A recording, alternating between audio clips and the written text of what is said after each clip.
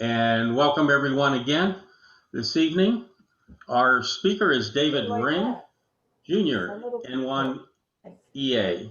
David's an experienced merchant marine radio telegrapher, and he is going to share a little telegraphic history with us this evening. I won't take any more time introducing him. I'll turn the floor over to David. Good evening, David, and welcome. And sorry, I had a little difficulty. I thought this festivity was going to be on tomorrow night, but it's tonight. Anyways, I've been licensed amateur-wise since 1965, and then I took my commercial licenses. At the time, they had radio telephone and radio telegraph tests, and you needed a second-class radio telegraph test examination and license to go out to sea. But you also need a Coast Guard, United States Coast Guard radio officer's license. So I took them down one by one. And the most difficult thing at the time was because United States didn't have too many passenger ships anymore. You needed to find someone to give you 6 months experience on a ship so that you knew what you're doing, because the procedures are completely different than amateur procedures. But I found someone, and they were willing to give me 6 months on a ship at pretty poor pay, but it was an entrance to a good job. So I had to sit around and wait for my license and the FBI security clearance, and oh boy, it took forever. I think it took 9 months to get my license. And if you're sitting around trying to look for the postman to come and bring you a piece of mail every day, it can be a long time. So anyways, I joined my first ship. They called up and I said, I got my license today. And they said, well, fine. I had my Coast Guard license. I went in town and got it approved and stamped and fingerprinted and the whole schmear, and got my mariner's card, my Z card as they called it, which was a little card that you can put in your wallet that shows that you're accredited for whatever positions you needed. Like they were given for the unlicensed positions, but on my card it would say, "C license as radio officer." So I took a ship over to Long Beach, California, San Pedro, which is right along the water by Terminal Island in California. And it was a miserable day on the sea. But I really wanted this job because ever since I was young, I wanted to, I used to listen to shortwave radios. A lot of people, when I grew up in the 1950s, had console radios that they had bought either before or during the World War II to listen to all the news. And one day I heard some on it, and I didn't know what it was. And one guy walked in the place where I was, and he was a ham from down the street from where I lived. And he says, "Can you read that? Can you copy that?" And I didn't know what he was talking about, copying it. What does that mean? How do you copy a sound? Like a bird or something like that? He says, "Put on the BFO." And I'm looking around the receiver and I can't find anything labeled BFO, but there's a little switch that says voice or code. And he goes up there and turns it on.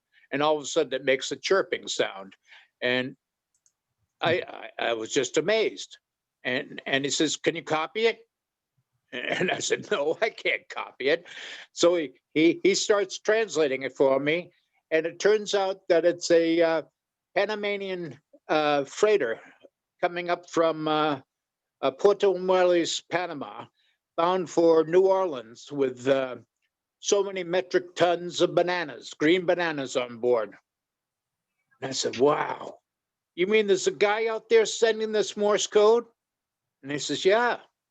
I said, "Wow, isn't that a great job?" So ever since then, I think I was about 8 years old, I wanted to be a radio officer. So finally, this day, I'm going out to California, and I really want to do it. But I get to San Pedro, and I'm waiting for the water taxi, the water launch. And guy comes up and he says, "You're going out to Williamsburg?" And I said, "Yep, that's the name of the ship." And there was another guy there, Harold Cavallo. And I introduced myself and I told him who I was. And he told me his name was Harold, and he was going out there too. And I got out there, and boy, the water was really rough. So I got alongside Williamsburg with a motor launch, and I'm looking at what's going on. That little motor launch, which is probably about 20, 25 foot, is alongside this tanker, which is about 1,300 foot long. And it's got freeboard of about, 40 feet on the side. In other words, you're going to have to climb up 40 feet. But fortunately, they had an accommodation ladder, which they had put out for us. But I'm looking at the ladder, and the ladder is rising and falling with the tide about 30 feet. And I said, holy mackerel. How am I going to get on that? So I looked at it. It says, "Oh, you just jump." I said, "Wow." He says, "Nothing to it. Just come over here. Wait until the launch is at its highest, and then just jump, and the gangway will come up and meet you." So I looked at the ship, I looked at the launch and said, "You know what? I've always wanted to be a radio officer, and it's really very, very difficult to get a job. And I might die doing this because it looks pretty dangerous, but at least I will die doing something that I love." So I says, "Okay," put my hands in faith in the inevitable and whatever ability the ship launch master had and myself. I did exactly what he said. I jumped at the top, and a second later, all of a sudden, the gangway is under my feet, and I'm standing up too. I didn't even fall over. And he says, "Well, get your bag up there." So I'd like to say I ran up the gangway, but I think I went up the gangway. And I got to the top of the gangway, and there was a fellow with a mustache and one of those South American shirts on with all the pockets. And he was talking to Harold. Well, Harold, it turns out, was talking to the captain. And Harold is the relief captain. So on my way over, I'm talking to my new boss. I said, "Wow." So Captain Moore gets off and Captain Cavallo gets on. And he says, "Come on, Sparks, let's go up. And I'll show you where your room is." So he took me up to my room. And I'm just like a second radio officer on the ship. So I introduced myself to the first radio officer, who was Richard Bragg. And I said, is it time for lunch yet?" And he took me down to the saloon, and we had something to eat. Now, later on, about 3 p.m., he says, "We're going to go on watch now just to, clear traffic." So I turned on the receiver, and 500 kilohertz was like an expressway of signals. I said, "Wow, how can you copy anything on there? There's at least 20 signals at once, all sending at the same time." There was the Coast Guard sending out a message, and there was KOK, which is IT&T's station from Los Angeles. And there were other stations on there and ships calling back and forth. It says, "Wow, that's something." And loud. Of course, we were out in the middle of the ocean, and 500 kilohertz really travels over salt water. So the captain comes in and he says, "Okay, I want you to send this." And he says, "I'll help you with the preamble." And it's really easy, just a message number, then the name of the ship, TT Williamsburg, slant WGOA. And I already knew how to count the check. You didn't send CK, you just sent like 23 groups. And then the the day of the month, which was, let's say it was 06. And then you sent the cable address and the cable location. In this case, it was Avon Mar, Lake, LAKES, which stood for Lake Success, New York. And then you sent BT and you sent the message. And then you sent BT, which is a double dash or equal sign, and you signed the captain's name. Of course, they abbreviated just master. And then you send across, which is AR. And you send that and he comes back. Well, that's what it should be in theory. But I was just an amateur operator until that time. I had never sent anything commercially. So I start sending. And the guy at the other end starts breaking me. I said, he's breaking you because he can't copy what you're sending. Put some space between the words because he has to copy this exactly. It's not like he fills in what he wants. I mean, I was really put back. I mean, I was a member of FOC and all these ham radio clubs of being a good operator. And here this guy had the nerve to interrupt me. You know, I mean, I probably was a little nervous, but I think it was more than that. My procedure as an amateur wasn't up to commercial snuff. And I had a license, but I didn't have the experience. So he says, put way too much space on this. You know, right between the words, make sure it's like a space and a half so he knows that it's another word. So I did that and I continued and he didn't break me anymore. He came back and he says, WGOA, this is KOK, which is Los Angeles Radio, QSL1, I have nothing more for you, thank you, out. That was it.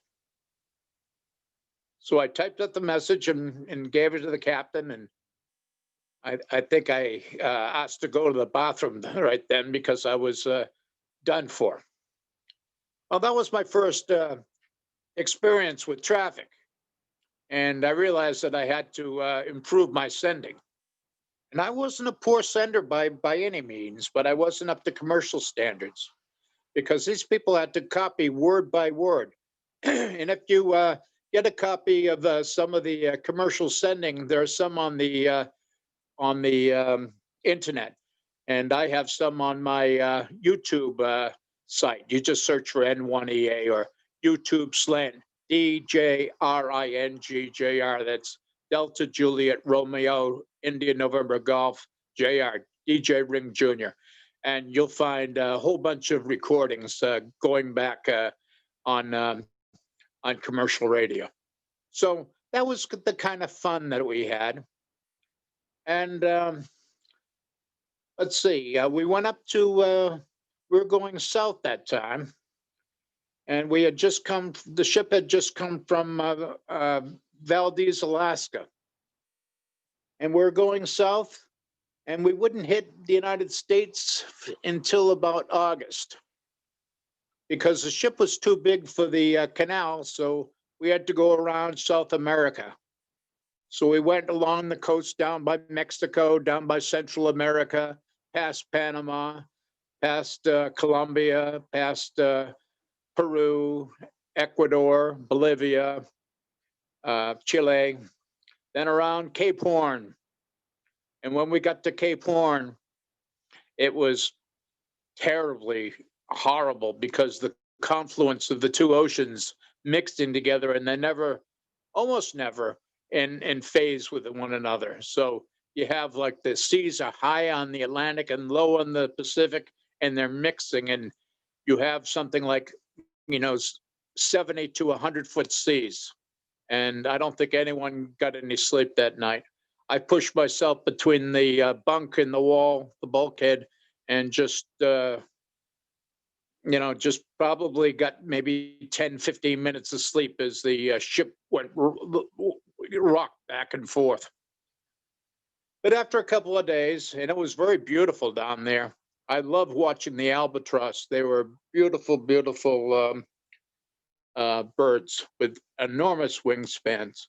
But we started turning the other way towards Argentina, and each little country had its own coast stations along the water, and some of them were very quirky in their operating. the Chile station down there in Punta Arenas, Chile, was I think it was CUG. No.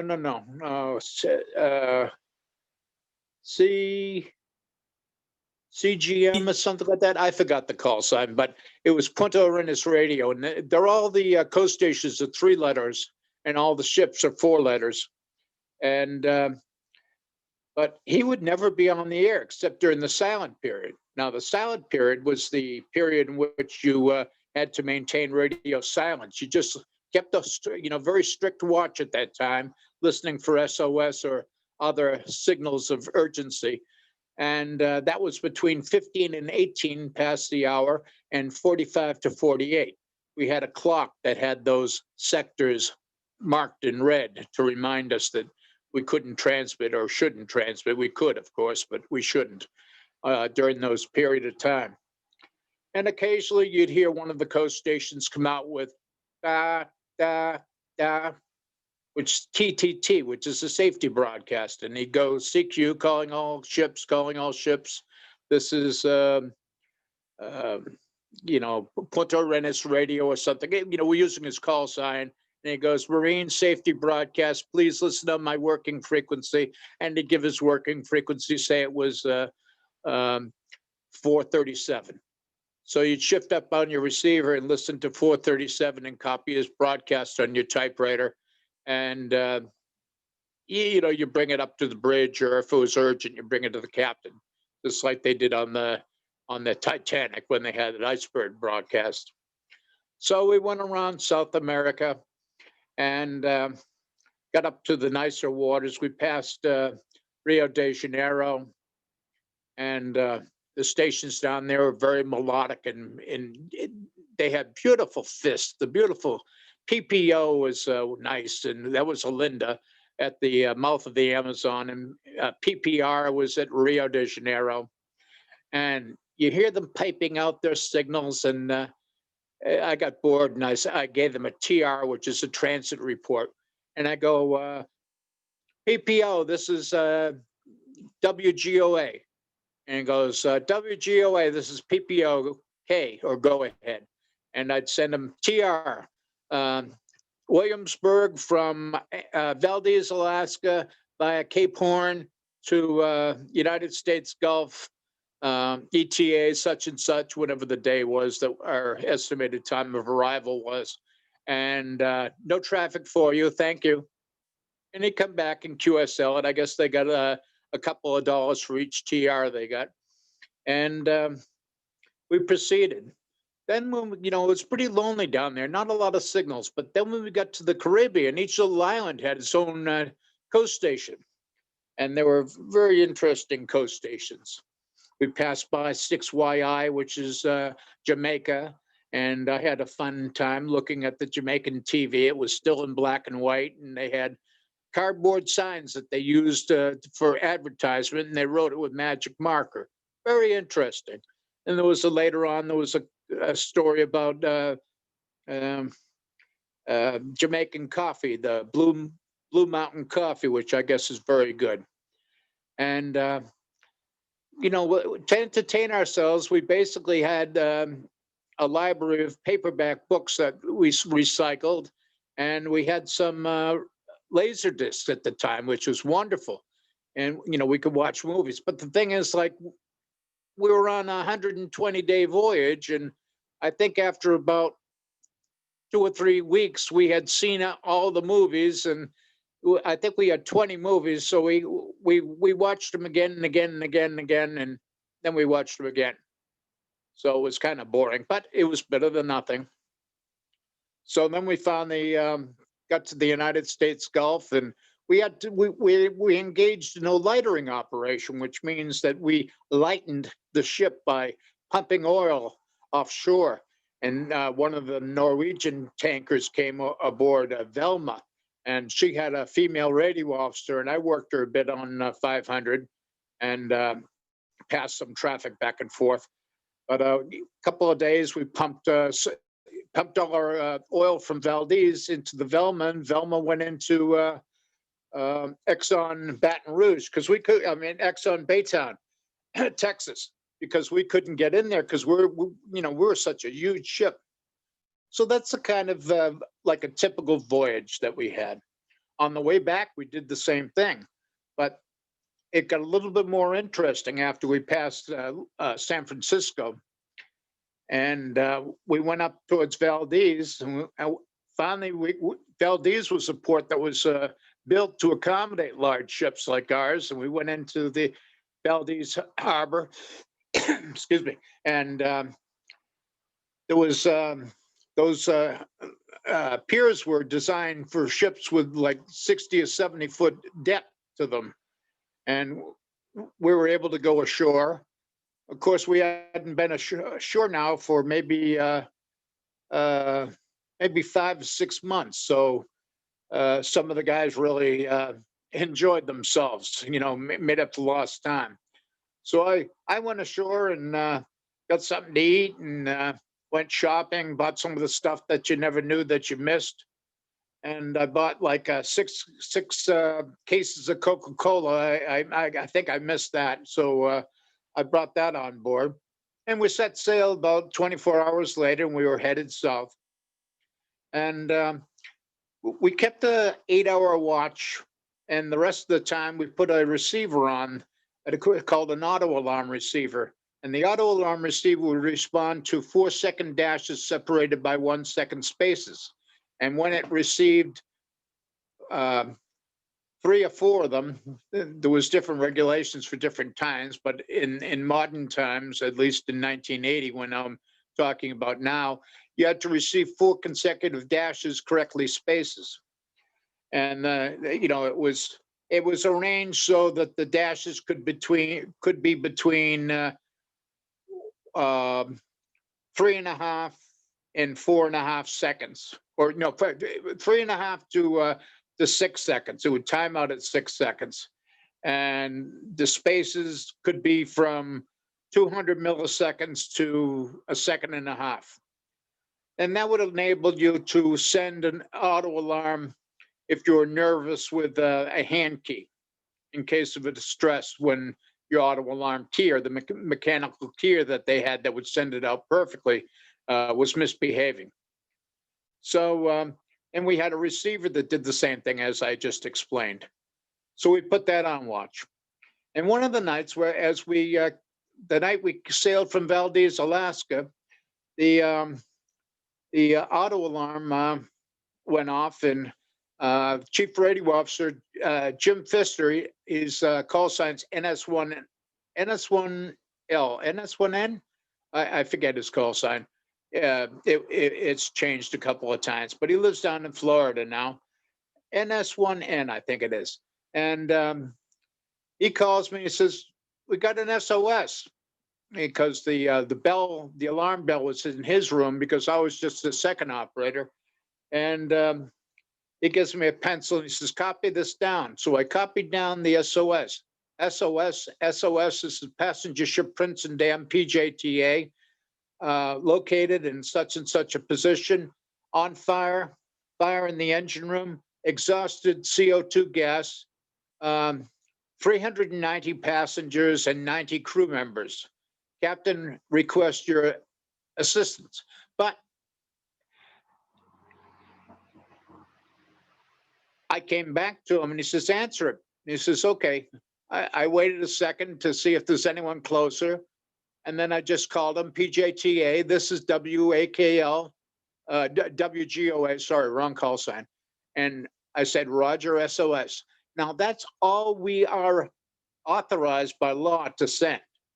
But it's a very interesting thing because it kind of puts your call sign out there, and the captains sometimes don't want to answer SOSs, or they didn't. So I did that, and we called the bridge and we said we received an SOS, and told the captain. We woke him up. It was midnight 15 or so, midnight 18, and we woke him up and asked him what he wanted to do. And our ETA was about 6 hours later. So we were only a tanker and we could only go like 13 knots, but the chief engineer gave us emergency speed for this because there was a ship down. So all hell breaks loose, and the radio officer on Princeton Dam's having a hard time. As I found out later, his equipment was misbehaving. He couldn't receive all the time. His receiver was going on and off. And before long, he had lost his main generators and he was on his emergency generator. Well, that's no big deal. He still has radio equipment on the generator. All the navigation equipment and communication equipment and the emergency lighting on the ship is done by the emergency generator. But a half hour after that, he loses the emergency generator. Now he's on battery power. All the ships had to have a battery radio set and lighting, and he's on his battery set. So I asked him, I says, do you want me to take over? Because I knew he was having a problem. He says, yeah. So I took over and started sending, I sent a relay SOS, which is a DDD SOS. And I sent out the same message he had. And later on, the FCC in Washington had told me that there were 356 logs of ships that had submitted their logs. And I sent 3 or 4 relay SOSs. So there was about 5 or 6 ships that proceeded to the area. The Coast Guard in Kodiak, Alaska, November Oscar Juliet, that's Coast Guard Comstate Kodiak, picked up the signal, and they dispatched some people from the different locations, including Elmendorf Air Force Base. And Elmendorf sent a parachute rescue jumper, which was very fortunate. And they sent Dr. Dave Hudson, who is a flight surgeon. So the first thing that comes overboard is a C-130 cargo plane, specially modified for going slow. And it's surveying the area and seeing the ship. By this time, the Princeton Dam had an abandoned ship, and I think they had about 6 or 7 lifeboats full of people. And they're basically circling the ship, but not too close in case it sank. Because when a ship sinks, it creates a suction, and they didn't want to be dragged down. So we got there about noontime, and the other ships got there about 2, 3 p.m. And we started rescue operations. Excuse me. The Canadian Armed Forces had launched a couple of very long-range double propeller UEs. And that was very fortunate too, because the Coast Guard helicopters didn't have the run time to go and pick up many passengers, drop them on our ship or drop them on the Sohia Intrepid. So that's what they had to do. That's what they were doing. They were dropping the passengers, picking them up one by one, with a like a cable lift, and dropping them on our ship. So throughout the afternoon, we picked them up. But around 5 or 6 o'clock, it started to get, stormy. So we were glad that they finished by that time. So conditions got a little bit better, and passengers were crammed in. I gave my room over to 6 people. I think I had 6 people on my double bed. They give us a double bed in case we want to bring our wives aboard. And I had 6 people on mine, and I slept on the floor in the radio room. And about 2 o'clock in the morning, in comes Jack van der Zee, who is the chief radio officer from Princeton Dam. And he's looking at me and he goes, "Is this how they keep watch on an American ship?" He says, "The radio officer's on the floor." And I was too tired to do anything. Even if I was gonna stand a watch, I don't think I could have done it after being on the air for about 17 hours straight.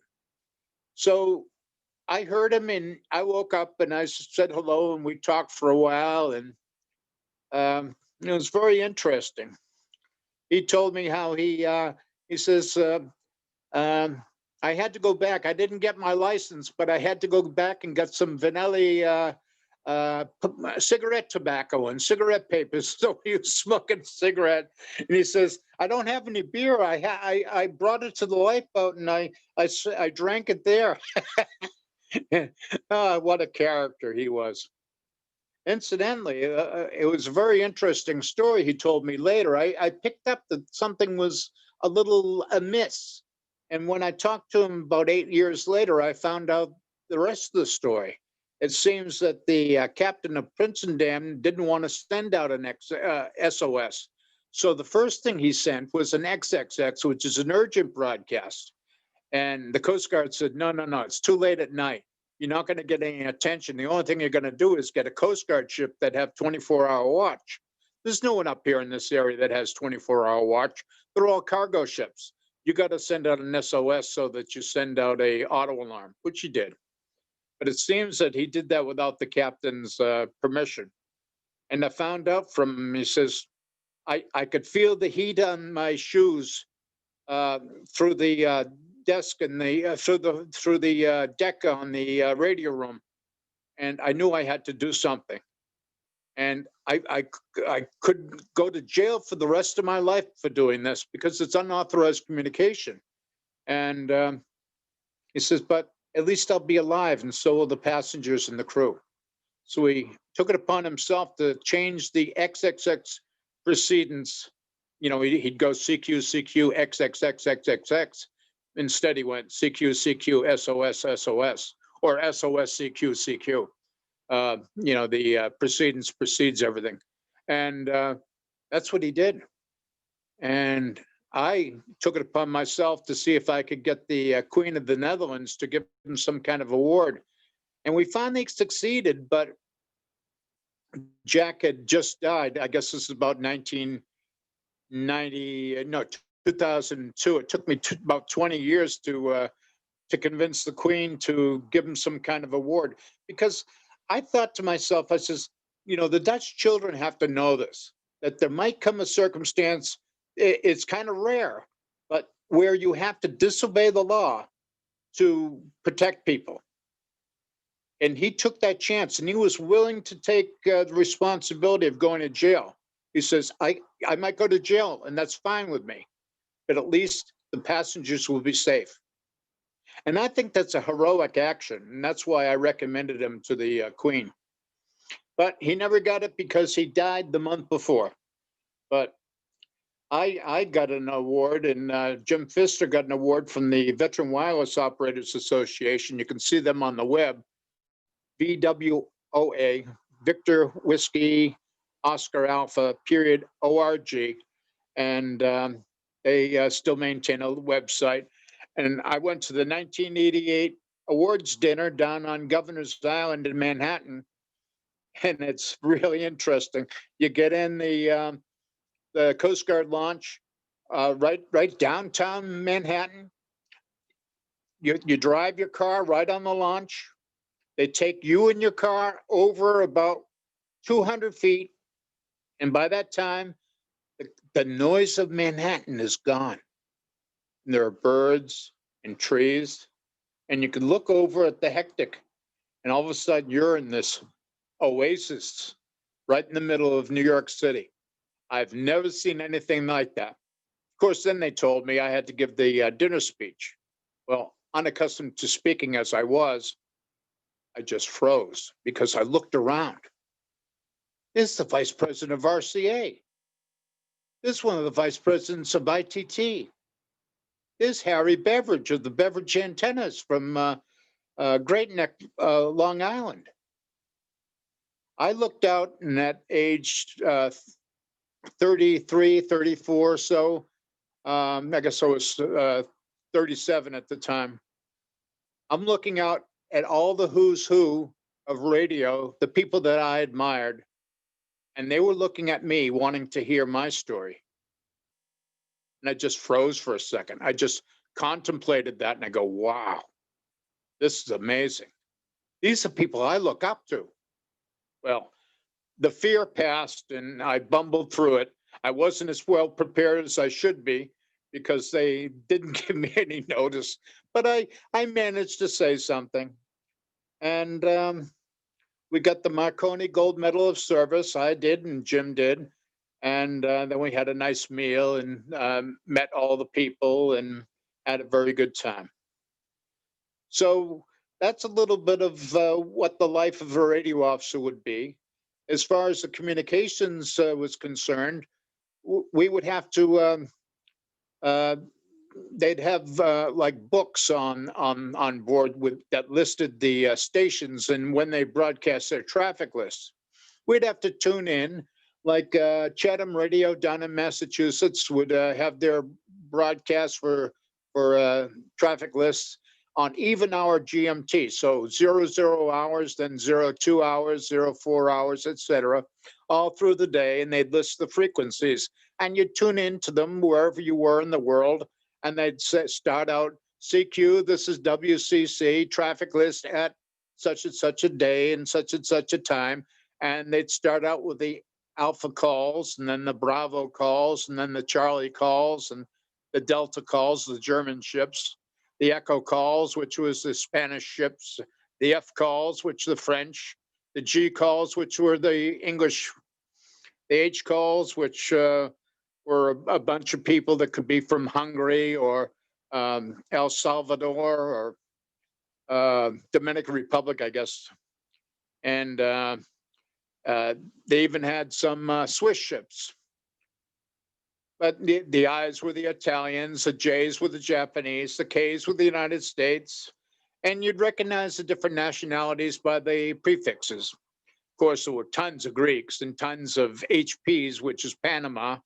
And I think Panama had like about 4 or 5 different prefixes. The oldest one was HP.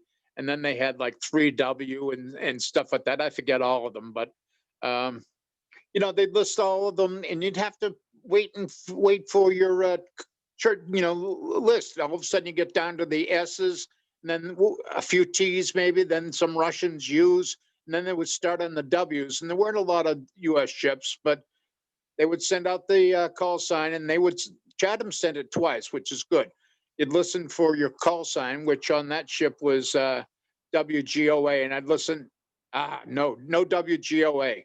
Then Lantana, Florida would be at 05 past the hour, and you'd go check that one. And then WSL and Amagansett was on odd hours, 50 minutes past, and you'd tune that in and listen to it. KFS in San Francisco would be at 30 minutes past, and you'd have to listen to that one. So we were using Mobile Radio and Slidell Radio, Louisiana, and they would be a 35 past on even hours. And you'd have to monitor their traffic list to see if they had traffic. And if they did, if they were in range of 500 kilohertz, which was medium wave, you just turn on the medium wave transmitter and call them. And after the traffic list, they broadcast like WNU Slidell would transmit on 478 kilohertz. You tune them in there, and they had a beautiful bell-like signal. And then he would go, now listening on 454. Well, the ship transmitters were crystal control, as they had been from early on in the 1920s. And you'd go on to 454. You'd tune up your transmitter by resonating the variometer and watching the current meter. And you'd call them, and you'd be on duplex frequency. You'd be sending on 454, and you'd be listening on 478. And that's how all the marine communications was done.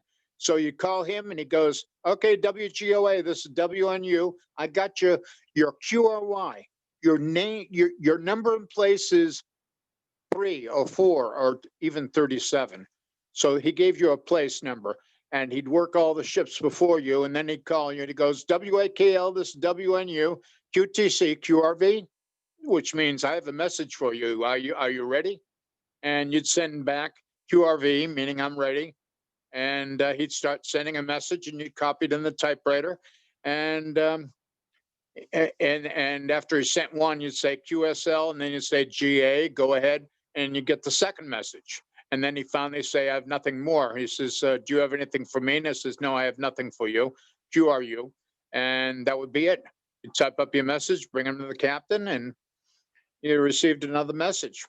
So you'd be busy with the reports and weather reports and nav area broadcasts. The Navy had a Foxtrot broadcast system, which broadcast all over the world, and you'd have to copy that.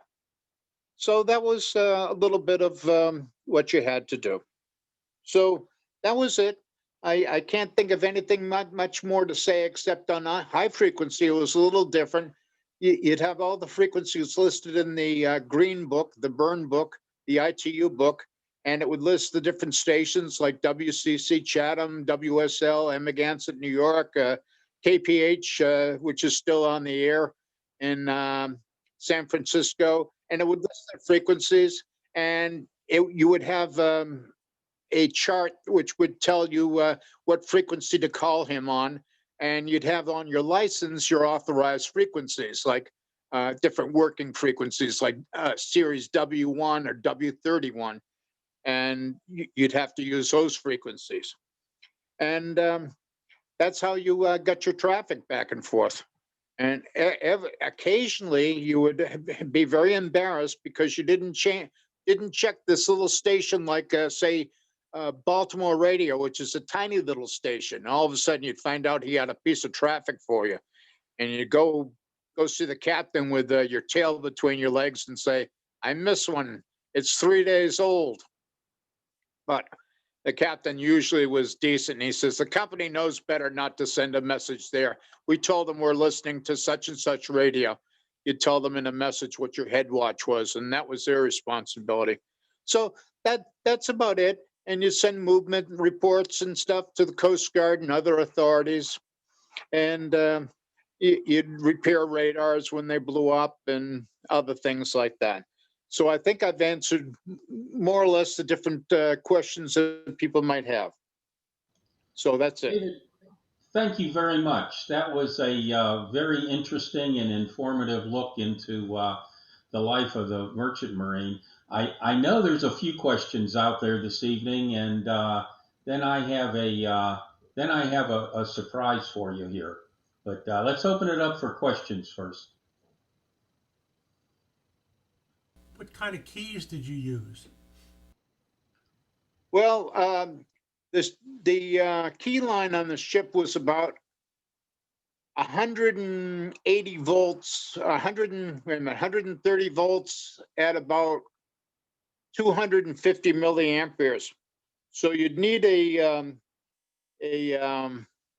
keying relay for that if you're going to use something on like an electronic key, which I eventually did do. But on my first ship, all I could, like I used a hand key, and the hand key's fine. It gets old after a while. I worked at WSC in Tuckerton, New Jersey, with a hand key, and I did my first watch with a hand key, and I think I had to soak it in hot water because sending 8 hours a day with a hand key, it can be brutal. But I had a bug to use on medium frequency, which is the one that had the highest current on the key line. So I had a bug, and I had a hand key. And on high frequency, we were using transmitters which had much lower current. So we could usually use like a transistor keying. And Jim had a keyer, and he used that. But I had never used an iambic keyer, so I had to learn. But basically I learned that you can basically do the job with a hand key, because what's the difference between the standard speed was about 27 words a minute. So that's what Western Union had decided they'd make the most money at. If they sent slower than 27, they wouldn't make enough money. They made approximately 46 cents a word, and at 48 words a minute, 28 words a minute, ships would break them, and they'd have to repeat. And that would cut down in the throughput. So later in life, I brought out a keyboard with a mercury wetted relay, and I used that. And the coast stations just love that because I'd type up the message and it would come out perfect. But even with the keyboard, I'd have to do the commercial standard, which is a double space between words. And you could see why, because like if you're doing a payroll message and it wasn't tabulated, it was sent like as strings of numbers, that it's really important to, to separate the groups between the gross pay and the FICA withholding and the federal tax withholding of each seaman. So you better make it spaced very well. I taught myself this little system that one of my supervisors at one of the coastal radio stations I worked at told me. He says, envision like a light board, like they used to have at the Empire State Building, and the letters would scroll across a little narrow light board, and they'd go from the right to the left, and they kind of fall off the end, and send each letter as it got to the end. And then when there was a space, send the space too. And that was critical in getting my fist up to, good quality. And that was the main challenge. Thanks for Thank the you. question. Thank you. You're welcome. Another question? I have a few questions, but I don't want to hog it up if somebody else has some questions, Bob. All I right. was Go curious, ahead, hog it up. how many years did you do this, David? Well, I think it was like 16 to 17 years. And what happened was I fell off a ladder during a storm and I detached two retinas and I had to get them fixed. And after I got them fixed, my vision was not good enough. I went back to sea on one ship and I was so embarrassed. I had a little repair to do on a receiver. And it took me 8 hours to do the repair. And I was just so embarrassed. No one knew about it except for me, but I knew. So I knew that I wasn't like I used to be, and it really wasn't. I was giving the crew something less than what they should have, because even though I had a license, I couldn't see well. So I decided not to go to sea anymore. Very good. Well, David, before I know Howard has a couple of questions for you, but I want to give you a chance to say hello to someone that you know. He's right above you on my screen, but John Alexander, who served in the Merchant Marine and the U.S. Navy and is also the past president of the VWOA, which I believe is where the two of you came in contact with each other. But John, W2DFW is here this evening, so I wanted to give you two a chance to say hello. I can't see you yet, John, but how you doing? I can see you, Dave. I'm new at this. I don't know how to get myself on there, but I'd like to ask you, how long did it take you to grow all that hair? Oh, you mean the one around my face? Yeah, of course. You don't have anything anywhere else. I haven't taken off my shirt yet. Well, I started this halfway between this COVID thing because it was interesting. When I was sailing on Williamsburg towards after this the SOS, we had a charter over to Edinburgh, Scotland. So one of the second mates, who was from Kings Point, United States Maritime College, he says, let's grow beards. So I grew a beard, and the damn thing was the itchiest thing in the world, and I was scratching like that. And after I won the bet, I never grew a beard again. I had a mustache, but I never grew a beard again. And so during this COVID thing, I decided, well, I got no one to please, and I can save on the razor blades and whatever excuse, but something different to do. So I started at about maybe May or so, and it's November now. But David, you mentioned a lot of. I heard your whole conversation there. That brought back a lot of memories. Uh, it reminded me of the old Union days when I tried to get a ship and they didn't have anything available. I wound up with MSTS, sailing with them for 8 years, which is fine. But when you were on the Exxon Williamsburg, that was in 1980 with the Princeton Dam. Um, Also, I don't know if you realize it, but I was at WSL for 24 years. So we probably worked each other on the circuit, don't even know it.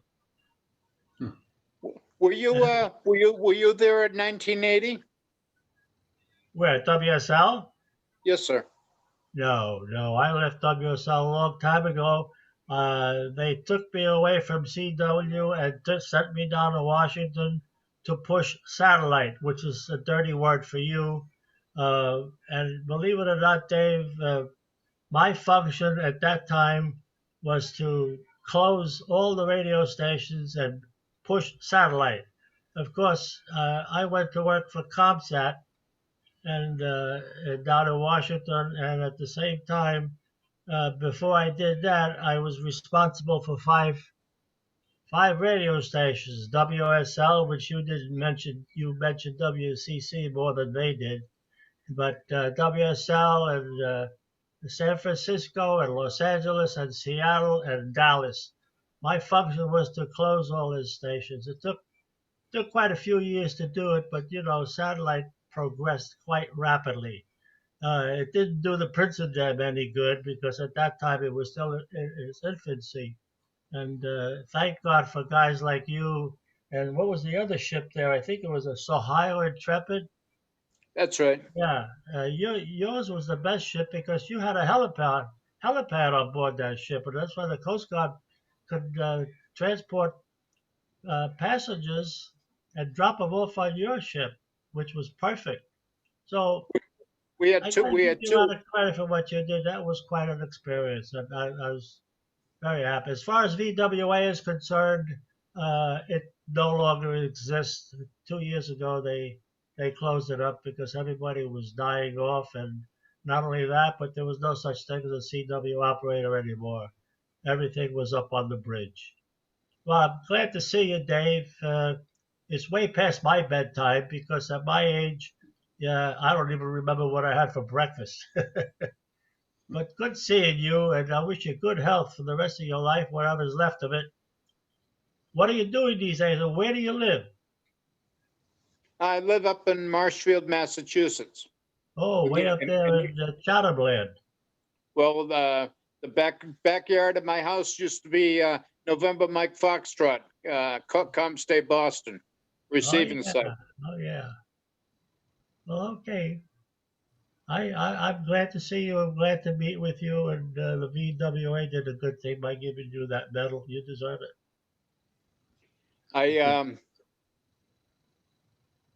What happened here? I don't know. You disappeared. You Where'd you go? might check your stop video. You might have accidentally clicked it, turned your video off. There you are. You're back. Now, there we go. Yeah, there was a guy who was the executive officer on Botwell, one of the Coast Guard, the high endurance Coast Guard cutters that had radio officers on them. Yeah. And I can't get a copy of the letter, but he sent it to me. He says in the after action report from Coast Guard Comstay Kodiak, they said that the communications ability of the radio officer on Williamsburg was absolutely flawless, and a good deal of the success in this rescue is, we credit him with, or words like that. And I was just blown away because this is my first ship. But I remember also, like, there was a fellow when I came home and got on the ham bands, and I was on 40 meters now. Massachusetts isn't too far away from the tip of Long Island, and they're a lot closer and stronger than New York, even though they're both stronger. But he was a huge signal, and he comes on the air and beautiful fist, and I'm going, this guy's a professional. Because after a while, John, you know that some of these guys are really, really good. And he goes, are you David Ring? And I go, I don't know this guy. And it's not common for the amateur operators to know you by your last name unless you go to a radio club with them. And I go, yes. And he says, I used to work you all the time. And I looked at his call sign, W2LYH. What's your name? He says, Bob. What's your last name? McGraw. Well, that doesn't mean anything to me. Probably means something to you, John. And I'm trying to guess where I know him. And he's playing a guessing game with me. He knows he's baiting me. And I finally guessed. I says, did you work at WSL? And he did. He was the operator on 12 and 16.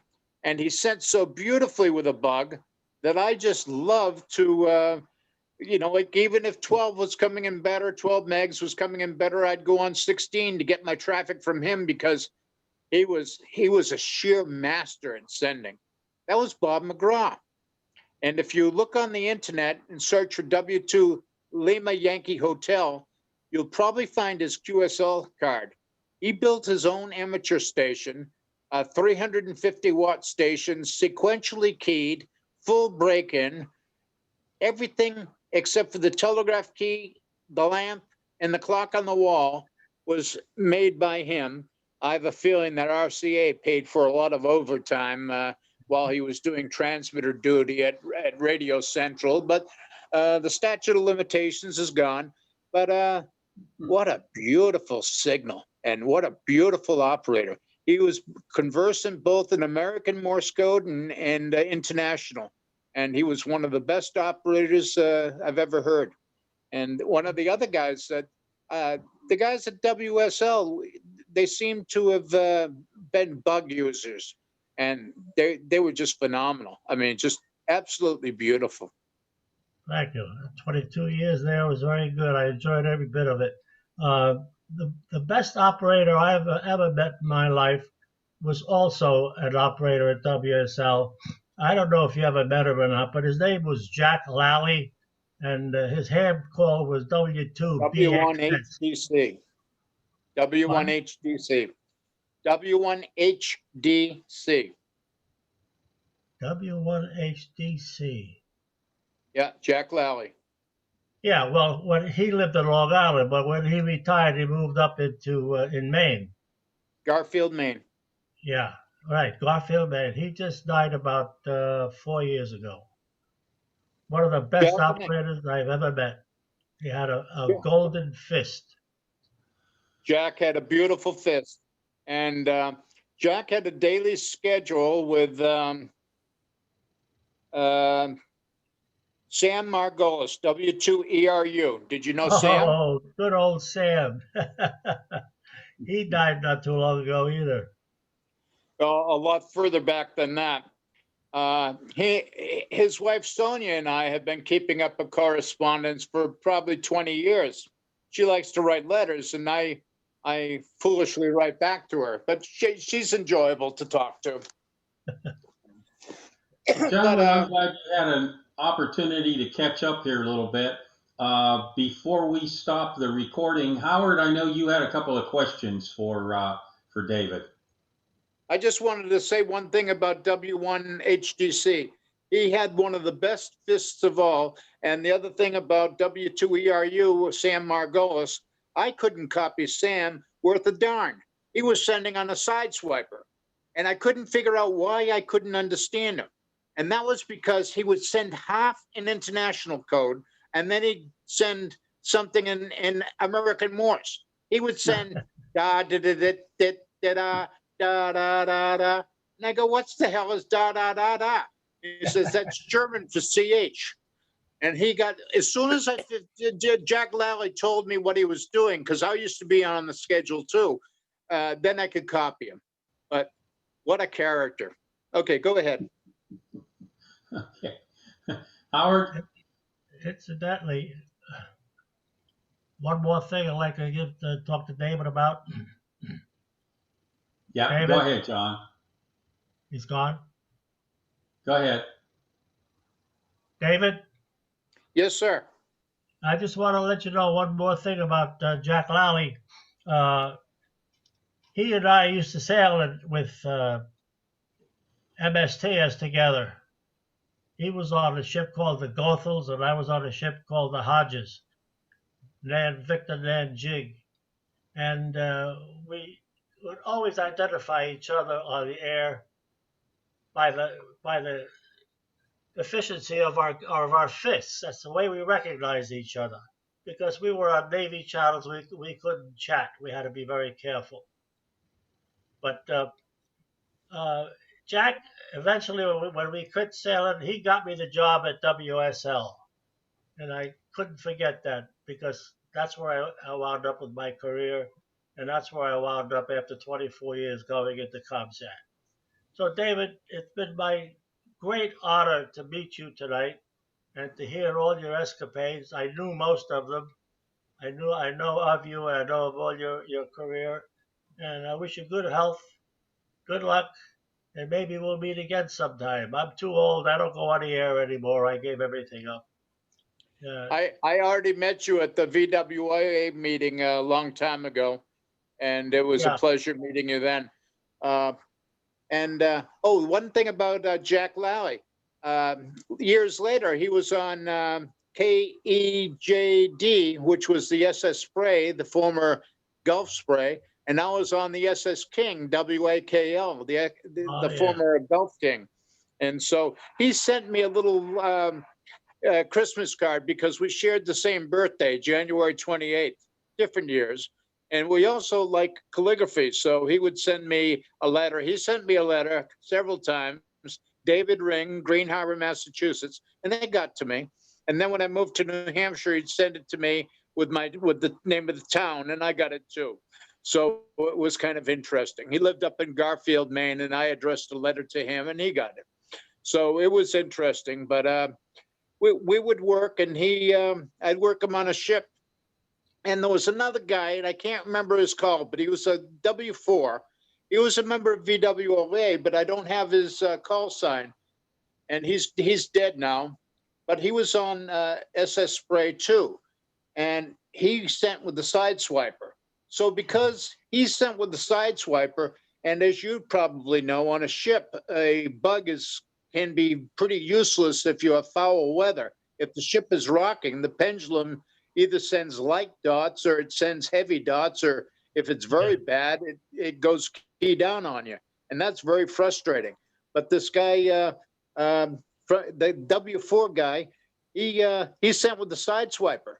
He took a Vibroplex Vibro keyer and modified it so he could use it as a Sideswiper. And that's a good key. Oh, also, I knew Cy Brill from WSL, who was a nice man. Cy Brill. I've got words for him. I can't repeat them over the air. I'm not going to say anymore. Oh, he was your boss. He was my boss. Well, not really. He was a supervisor at WSL, and so was I. I became a supervisor after they took me off the circuit. But after I left WSL, he became the manager there. And I'm glad I left because he and I didn't get along too well. Oh, no, I'm sorry. I didn't know that. No, that's okay. I have nothing against the man. I mean, we worked together. We did what we had to do, but we never socialized or anything like that. Yeah.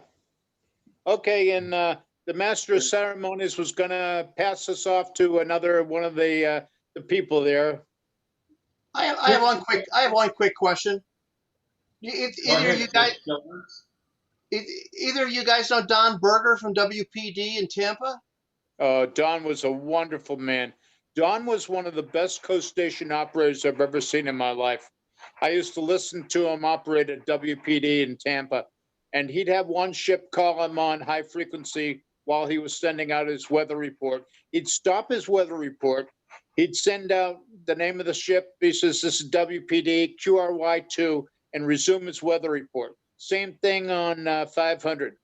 He would be sending out messages to ships. Someone would call him on 500. Now, when he was sending out the messages, he'd use 420 kilohertz, which is his working frequency.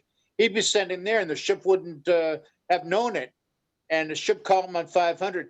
He'd pause the message, hear the guy on 500, which is what, you know, a good operator should do. But he was superb at it. And it was just flawless. And I remember working him the day that they had the fire at WPD, and he lost the station. So that was pretty sad. I was actually on vacation when they had the fire. I was working at that station. I was doing billing. I was sitting in the next room, and I'd listen to him send all day. Really nice guy. And yeah, this was like the late '80s. And were you the guy that works teletype? Were you the teletype operator? no, I didn't work any of that. I was actually doing billing. They had just started doing billing on a computer, on a DOS computer. So I was sitting in the next room. But it was Don Berger. There was a couple other operators, but yeah, that was an independent station. I guess they used to be with RCA, and then it's like a family-owned station. It was Cy Warner and I forget.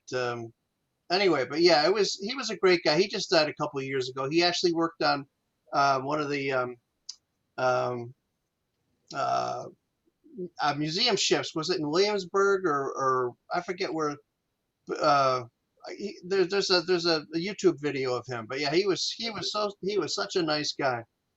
I went to go visit him one time, and I gave the taxi driver the address.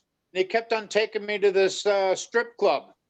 And that's where the receiving station was. The receiving station was actually in the back of a strip club, in the back of the building. It was like a little building off to the side. And the transmitter was at the Banana Docks, as they were called in Tampa. But yeah, so you went to the strip club and you figure he wasn't there? No, I went to the strip. He'd bring me to the strip car, and I was trying to tell no, I'm not like a regular seaman wanting to go to the strip club. I want to go visit my friend. Yeah. So he went in and asked where the station was, and they told him it was around back. So it seemed to be like up in the air somehow, that you had to go up a flight of stairs to get there. Yeah, it was just like it was like a little separate building on the back of the strip club, but that was funny, yeah. But Don Berger was a great guy. He used to he told me stories. Was the building up in the air? Did you have to go up one flight? It was just like a few steps. I don't think so. It was like on the middle of I don't remember up in the air, but it was out by itself. It was actually part of Tampa that used to be part of like an Air Force or some kind of military base. So all the buildings around there. The actual strip club was actually an old auditorium that was used in the military. They just had one section of it for the. Actually, it wasn't a strip club. It was a where guys would go watch movies, and then in the back, that's where the receiving station was. And if you look, you had the receiving antennas all around, and then we had a direct line to the docks, the Banana Docks, where the transmitter were. Yeah. And supposedly the story is that the lightning hit the transmitter site, and I remember we were involved because I was on vacation for a few days, and I came back and the station was closed down, and I remember we pulled all the transmitters. These are big commercial transmitters, the size of two refrigerators. We pulled them out in the parking lot and just got a garden hose because they're all full of smoke and stuff. Just got a garden hose and just hosed them all down, and then they ended up storing them. We ended up storing them in the back of the strip club. Yeah, I don't know if they ever used them. I don't think WPD after 1989 or 1990. I don't think they ever went back on the air. No, never did. Never did. Yeah. Boy, he was one of the best operators. Thank you for your question. Mm-hmm. Yeah, thank you. Very good. Howard? Last but not least, are you still there? Yeah, I'm still here. Dave, excellent presentation, and I'm glad we recorded this because your experiences and such should be recorded for posterity. I have a few questions, but I'm only going to ask one. I was traveling on the Princeton Dam, Holland America line about three. Hello, are you Ask them hearing me? all. Yeah, ask all your questions. Okay. You'll regret it. Well, for the sake of time, I'm only going to ask one. My battery is running low here. We were on the Princeton Dam, Holland America Line's Princeton Dam a few years ago. Is that the same ship, or did they just take that name and put it on another ship? They took the name foolishly and put it on another ship. And interestingly enough, before the ship was launched, they had a fire in the dining room. Oh, wow. Bad luck. Okay. What was the other question? I think we run a little too long, Bob, so maybe I can ask Dave those separately, okay? What was the other question? I don't have, I'm gonna have to go get a charger here. Just one second. Well, maybe Bob